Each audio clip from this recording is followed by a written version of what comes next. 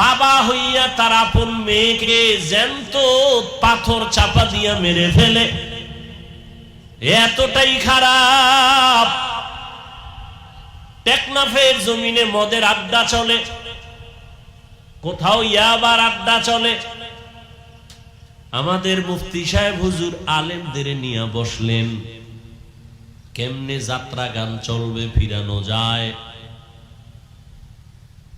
কেমনে নারীদের নিয়ে গান বাজনা উলঙ্গ নাটক চলবে, বন্ধ করা যায়।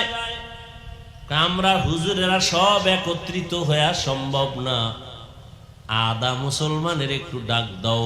পুরাতো না আদা মুসলমান, কোন এলাকার কয় ওই এলাকার যারা আদা মুসলমান, নামাজ পড়ে আবার মিশা কথাও কয়, নামাজ পড়ে আবার সুদও খায়, এমন নামাজি আছে না নাই? এদের ডাক দাও। 2-4-5 জন গণ্যমান্য